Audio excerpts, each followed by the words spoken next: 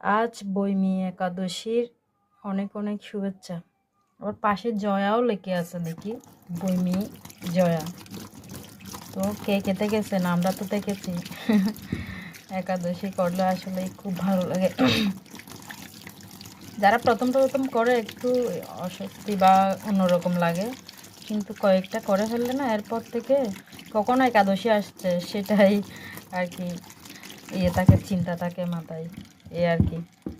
তো দেখছেন সুন্দর সুন্দর অনেক লম্বা লম্বা মিষ্টি আলু নিয়ে আসছে আমার বর। সে তো শুধু বাজার করতেই থাকে একাদশীর আগের থেকে। ওর শখ বাজার করে। আসলে পুরুষ মানুষের শখ ওটাই তো, সুন্দর সুন্দর বাজার করবে, আনবে, ফ্যামিলিকে খাওয়াবে। তো মিষ্টি আলু আসলে ওই আর কি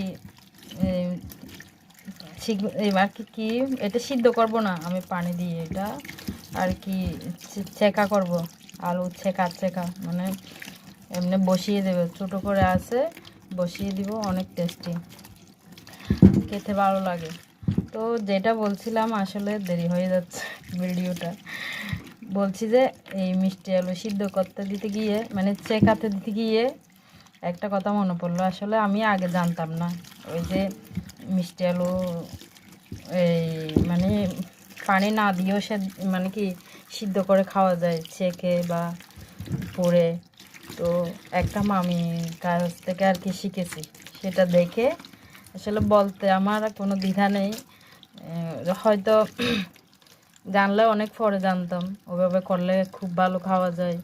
একবার তো এখানে মিষ্টি আলু এনে সব পানি দিয়ে সিদ্ধ করে ফেলে দিয়েছি, কারণ একদম মানে কি পানির স্বাদও নাই। তো ওর পর থেকে কয়েক বছর তো মিষ্টি আলু খাইও নি, আমরা আনতাম না। তো এখন আর কি ওই যে বলছি না, উনি ভিডিওটা দেখলেই বুঝতে পারবে, আমার কথা শুনলে কার থেকে আর কি শিখেছি।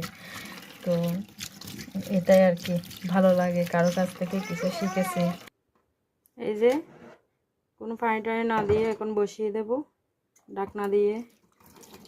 ওকে বা বন্ধুরা, ভালো থাকবেন, সুস্থ থাকবেন। কে কে উপোস করলেন আজকে বলবেন।